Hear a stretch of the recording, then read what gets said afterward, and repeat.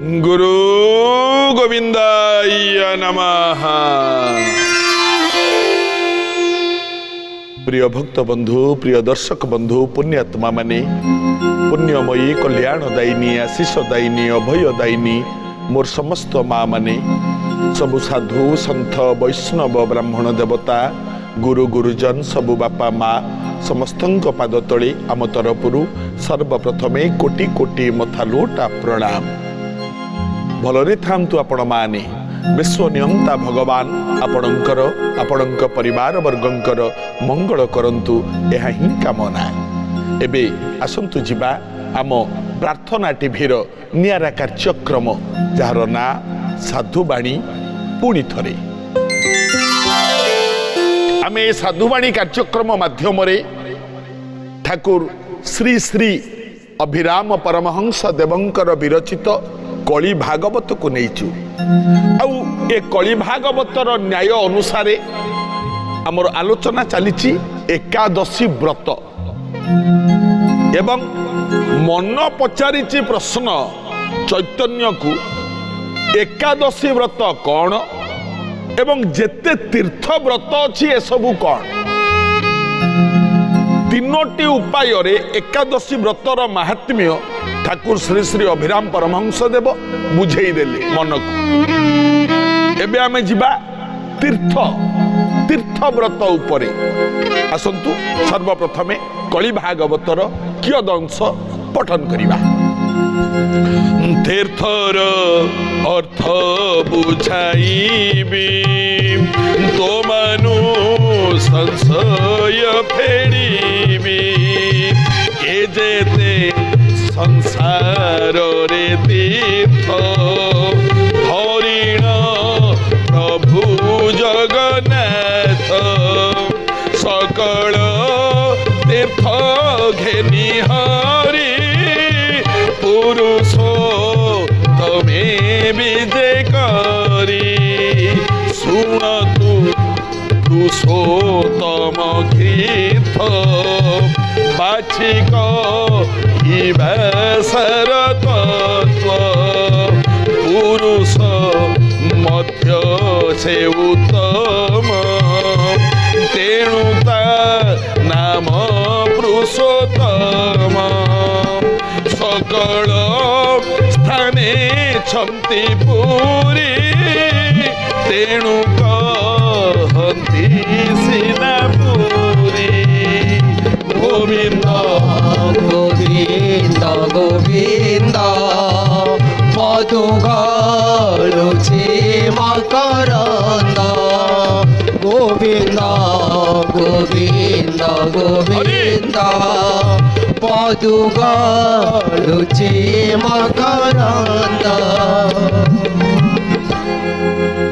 तीर्थ अभिराम ठाकुर कहले तीर्थ कौन तीर्थ। सर्वप्रथमे गोटिए तीर्थ को अभिराम ठाकुर आनिचंती आखि आगो को कौन कहले सकल तीर्थ घेनी हरि पुरुष तमे विजय करी। बापा माँ जेते तीर्थ अच्छी दुनिया रे अभिराम ठाकुर कहले सकल तीर्थ सबु तीर्थ जोठी एकाठी होइचंती ता नामटी होची पुरुषोत्तम तीर्थ। देखंतु एजेते संसार रे तीर्थ धरिण प्रभु जगन्नाथ पुरुष मध्य से उत्तम तेणु नामता पुरुषोत्तम। सबु तीर्थ गुड़िक गोटे जगह को जगह सी आज्ञा मो कालियार धाम पुरी सकल घटे अछ पुरी एणुता नाम हैला पुरी। आपण माने जहा को देखंतु आज्ञा कहा देह भितरे कहा घट भितरे कालिया नहीं आज्ञा कोठी नहीं सी अत्र तत्र सर्वत्र विराजित प्रभु जगतर नाथ जगन्नाथ। एठी अभिराम ठाकुर कहिले जेते तीर्थ अच्छी दुनिया रे आज्ञा आपण माने जगन्नाथ महाप्रभु रहिले पूर्व दिगरे आपण माने देखंतु पश्चिम रे रहिले द्वारिका नाथ ମାନେ ସେ ହେଲେ ଦ୍ୱାରିକାର ନାଥ। ଦେଖନ୍ତୁ, ଆଚ୍ଛା ଆମେ ଯଦି ଉତ୍ତରକୁ ଯିବା ଗଙ୍ଗୋତ୍ରୀ, ଯମୁନେତ୍ରୀ, କେଦାରନାଥ, ବଦ୍ରୀନାଥ, ସେଠି ରହିଲେ ବଦ୍ରୀନାଥ, ବଦ୍ରିକା ଧାମର ସେ ହେଉଛନ୍ତି ନାଥ। ଇଏ ହେଲେ ଦ୍ୱାରିକା ଧାମର ନାଥ, ସିଏ ହେଲେ ବଦ୍ରିକା ଧାମର ନାଥ। ଦୁଇ ଗଲେ। ଆପଣ ମାନେ ଯଦି ଦକ୍ଷିଣକୁ ଯିବେ ସେଠି ଅଛନ୍ତି କିଏ ନା ରାମନାଥ।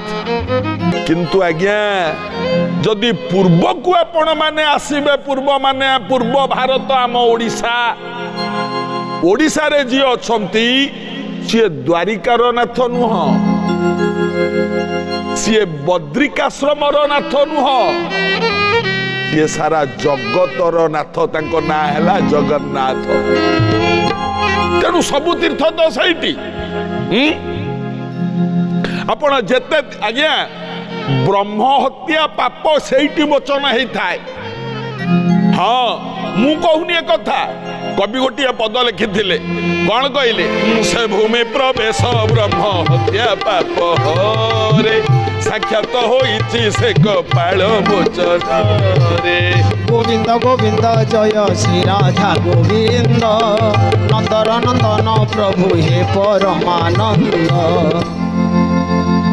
ସେ ଭୂମିରେ ପ୍ରବେଶ କଲେ ବ୍ରହ୍ମ ହତ୍ୟା ପାପ ମଧ୍ୟ ଖଣ୍ଡନ ହେଇଥାଏ, ଧୋଇ ହେଇଯାଇଥାଏ ବ୍ରହ୍ମ ହତ୍ୟା ପାପ। ଆଜ୍ଞା ଜଣେ ଲୋକ ମତେ ଦିନେ କହିଲେ ସାର୍, ମୁଁ ଦିନେ ମନେ ମନେ ଭାବିଲି, ଆରେ ମୁଁ କେଡ଼େ ବଡ଼ ପାପୀଟାରେ। ମୁଁ କାହିଁକି ଆଜ୍ଞା?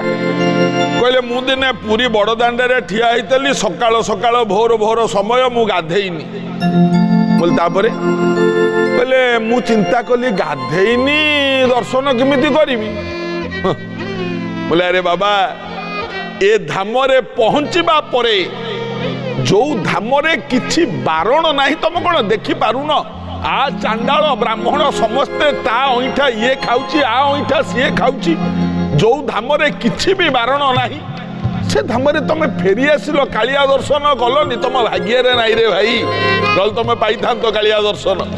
ହେ ବାପା ମା ମାନେ, ଜଗତର ନାଥ ଜଗନ୍ନାଥ ଯୋଉ ଧାମରେ ଅଛନ୍ତି ସେ ଧାମ ହେଲା ମୁଖ୍ୟ ଧାମ ଏବଂ ମୁଖ୍ୟ ନୁହଁ, ମୋକ୍ଷ ଧାମ।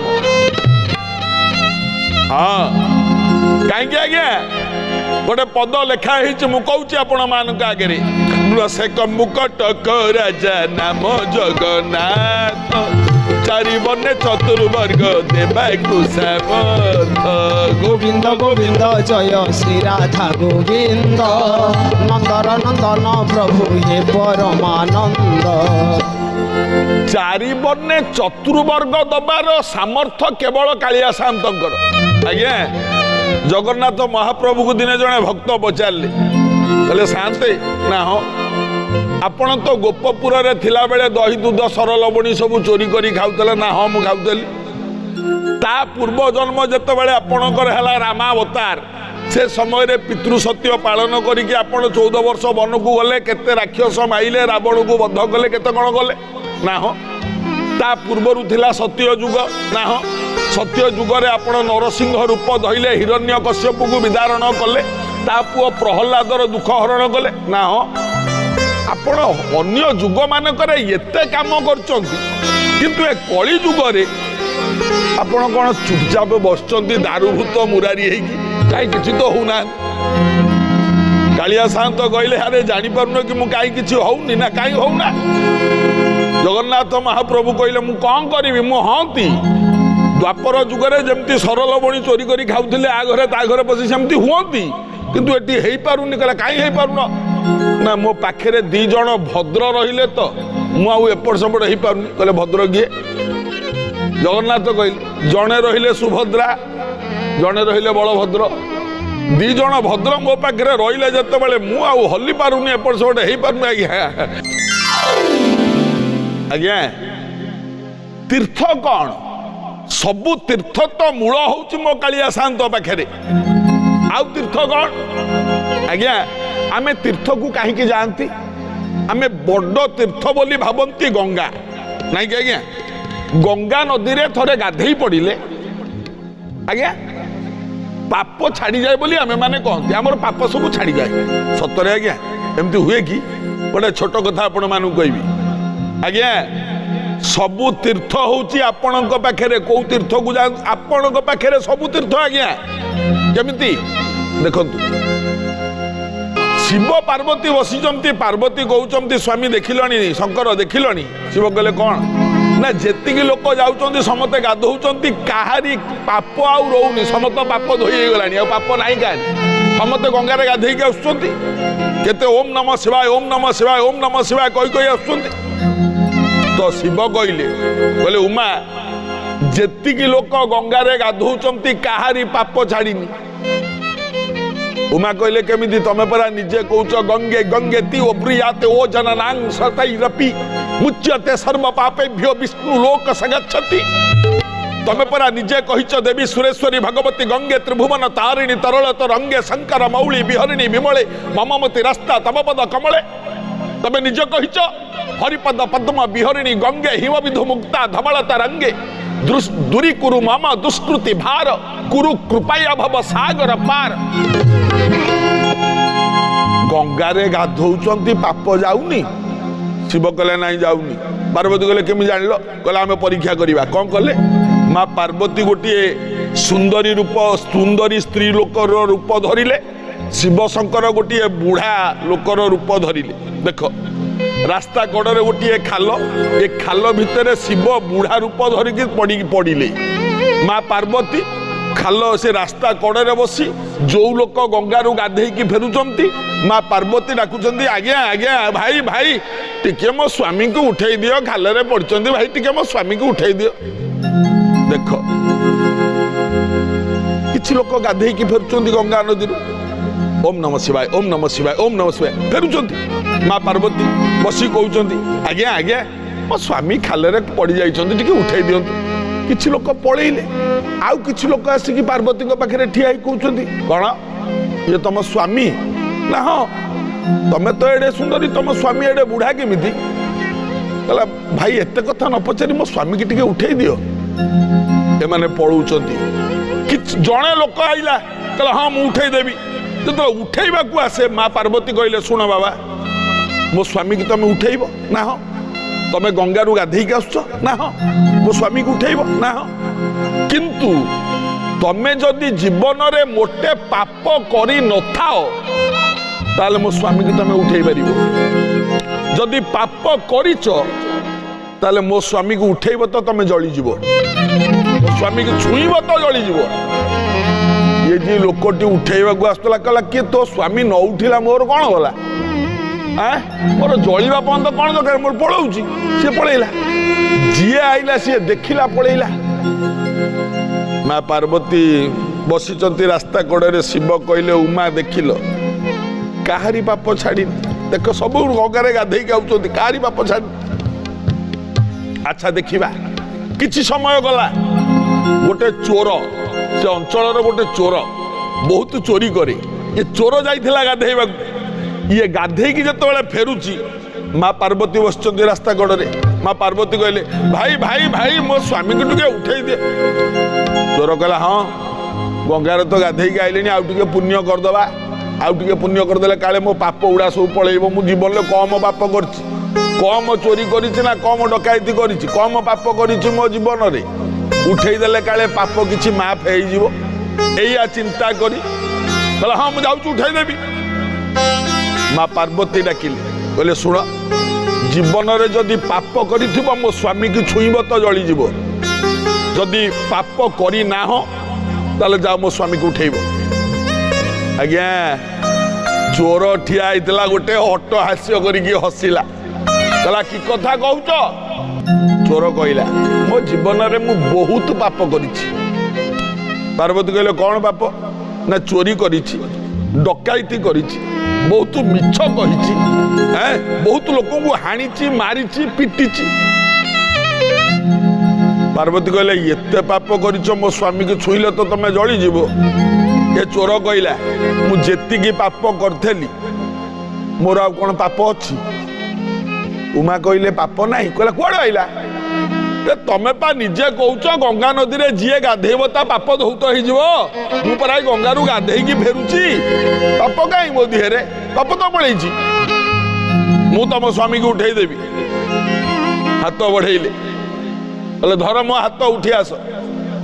ହାତ ଧରିକି ଶିବ ଉପରକୁ ଉଠି ଆସିଲେ। ଉପରକୁ ଉଠି ଆଇଲା ପରେ ଚୋର କହିଲା କଣ ପାପ ଅଛି ମୋ ଦେହରେ? ପାର୍ବତୀ କହିଲେ ନାଇଁ, ଚୋର ଚାଲିଗଲା। এইটি পার্বতী বুঝি পারলেনি, শিবଙ୍କୁ পচারিলে বলে স্বামী সমস্তে গাধেইকি আসিলে কিন্তু কেহি সাহস কলেন, কিন্তু এ চোর জীবନରେ অনেক পাপ করিছি কিন্তু তমকু ছুঁইলা, তমকু উঠেইলা, তার কিছু হেলানি। সমস্তে গঙ্গারে গাধেইকি আসছেন, ইয়ে বি গঙ্গারে গাধেইকি আসছে কিন্তু আর তো কিছু হেলানি। শিব কইলে উমা পাপটা বাহারে নথায় ম, পাপ পুণ্য দুইটাঙ্ক মন ভিতরে থায়। স্নান করি আসিলে গঙ্গার গর্ভরে, পাপ মোর ধোই গলা বিচার মনরে।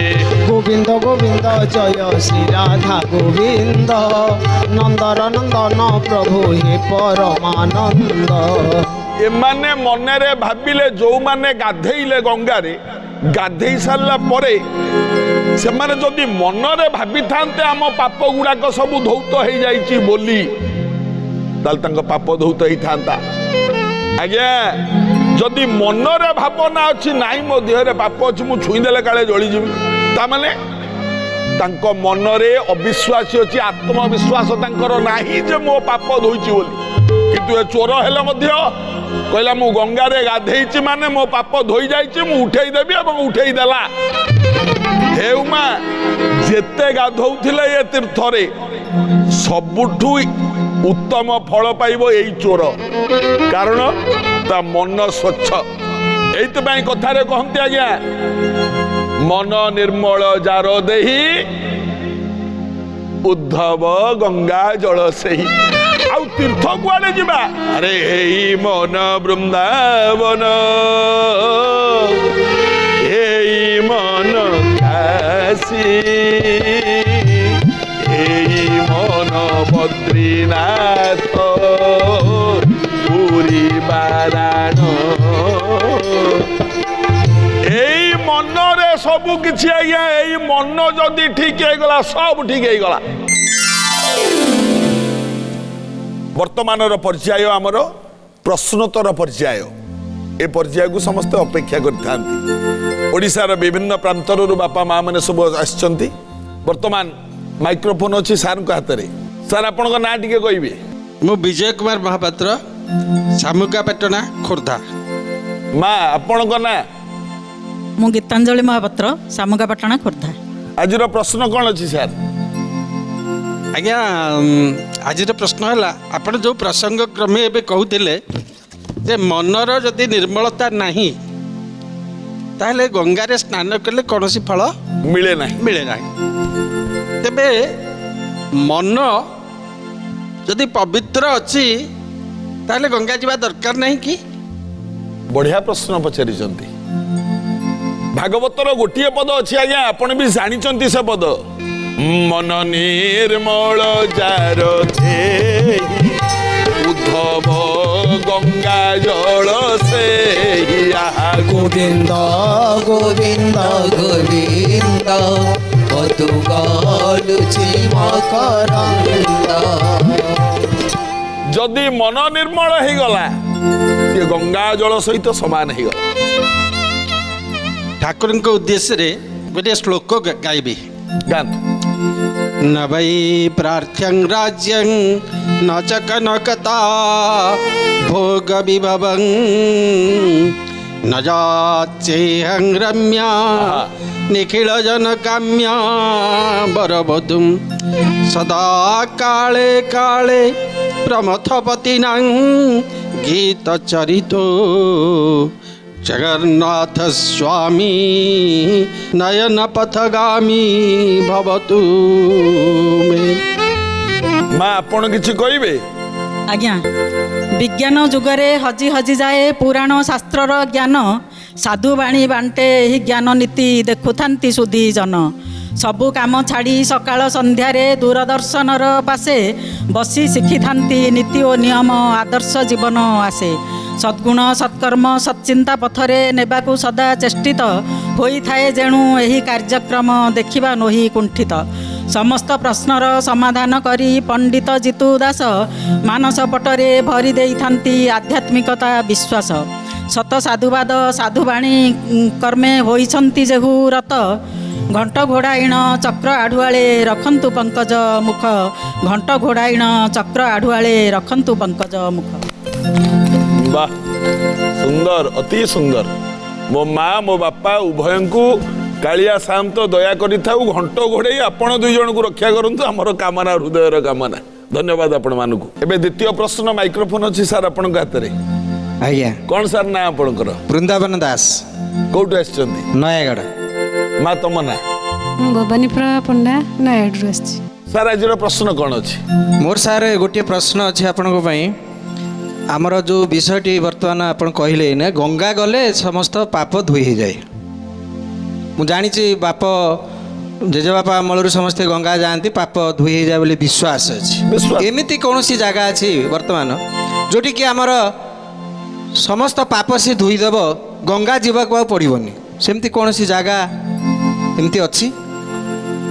ଭଲ ସ୍ଥାନ? କଥା କହିଛନ୍ତି। ଆଜ୍ଞା, ମୁଁ ଯଦି କହିବି ଆପଣଙ୍କୁ ଏତିକି କହିବି, ଆପଣଙ୍କ ପାଖରେ ଗୋଟିଏ ଜାଗା ଅଛି ଗଙ୍ଗା ଯିବା ଆବଶ୍ୟକ ପଡ଼ିବନି, ସେ ହେଲା ଶ୍ରୀକ୍ଷେତ୍ର। ମୁଁ ଆଜ୍ଞା, ପ୍ରଥମେ ଏଇଆ କହିବି। ଏବଂ ଆଉ ଗୋଟିଏ ମନ୍ତ୍ର ମଧ୍ୟ ଅଛି ବେଦରେ, ଓମ୍ ଗଙ୍ଗେଶ୍ଚ ଯମୁନେଶ୍ଚୈବ ଗୋଦାବରୀ ସରସ୍ୱତୀ ନର୍ମଦେ ସିନ୍ଧୁ କାବେରୀ ଜଳିୟସ୍ମିନି ସନିଧୋ ଭବ କୁରୁକ୍ଷେତ୍ର ଗୟା ଗଙ୍ଗା ପ୍ରବାସ ପୁଷ୍କରାଣୀ ଚ ଏତାନି ପୁଣ୍ୟ ତୀର୍ଥାନି ସ୍ନାନ କାଳେ ଭବନ୍ତ୍ୟଃ। ଅର୍ଥ, ଗଙ୍ଗାକୁ ଛାଡ଼ିଲେ ମଧ୍ୟ ଯମୁନା, ଗୋଦାବରୀ, ନର୍ମଦା, ସିନ୍ଧୁ, କାବେରୀ ଏ ଅନେକ ତୀର୍ଥସ୍ଥାନ ଅଛି। ଯେଉଁ ତୀର୍ଥସ୍ଥାନକୁ ଆପଣ ଯାଆନ୍ତୁ, ତୀର୍ଥସ୍ଥାନରେ ପହଞ୍ଚିବା ପରେ ଆପଣଙ୍କ କାୟା ପବିତ୍ର ହେବ, ଆପଣଙ୍କ ଶରୀର ପବିତ୍ର ହେବ, ଆପଣଙ୍କ ପାଦ ପବିତ୍ର ହେବ। ପାଦ ସିନା ପବିତ୍ର ହେଇଯିବ ସାର୍, କିନ୍ତୁ ମନ ପବିତ୍ର ହେବାଟା ଜରୁରୀ। ଆଜ୍ଞା, ତୀର୍ଥକୁ ଗଲେ ପାଦ ପବିତ୍ର ହେଇଗଲା, କିନ୍ତୁ ମନ ପବିତ୍ର ହେଲାନି। ଯଦି ପାପକୁ ଆମେ ମନରୁ ଛଡ଼େଇ ଦେଲେ, ଆମ ମନରୁ ଯଦି କଳୁଷତା ଘୁଚିଗଲା, ଆମେ ଯଦି ଗାଡ଼ିଆ ପାଣିରେ ମନ ଯାର ଚେଙ୍ଗା ଗୋବର ଗାଡ଼ିଆ, ବୁଝିଗଲା ସାର୍? ଆଜ୍ଞା, ଆଜ୍ଞା, ଧନ୍ୟବାଦ ଆପଣଙ୍କୁ, ମୋ ମାଙ୍କୁ ଧନ୍ୟବାଦ, ଆପଣଙ୍କୁ ଧନ୍ୟବାଦ। Thank you. କେତେ ବାଟରୁ ଆସିକି ଆମ କାର୍ଯ୍ୟକ୍ରମରେ ଯୋଗ ଦେଉଛନ୍ତି ଆପଣମାନେ। ଆମ ଚ୍ୟାନେଲ ତରଫରୁ, ଆମ ଟିମ୍ ତରଫରୁ ଆପଣମାନଙ୍କୁ ଅଶେଷ ଅଶେଷ ଧନ୍ୟବାଦ। ଭଲରେ ଥାଆନ୍ତୁ ଆପଣମାନେ। ଏ ତ ଥିଲା ଆଜିର କାର୍ଯ୍ୟକ୍ରମ। ବିଦାୟ ପୂର୍ବରୁ ଏବେ ଆଜିର ଅନୁଚିନ୍ତା।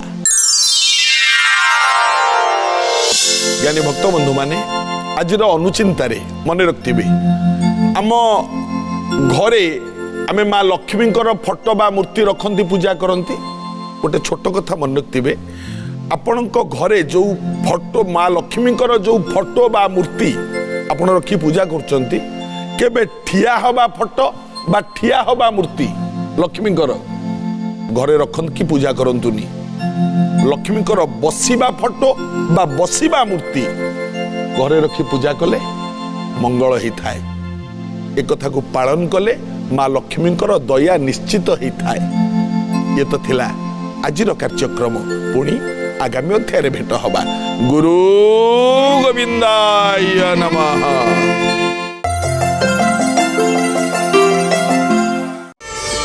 ପ୍ରାର୍ଥନା ଆମ ଆନନ୍ଦର ଉତ୍ସ।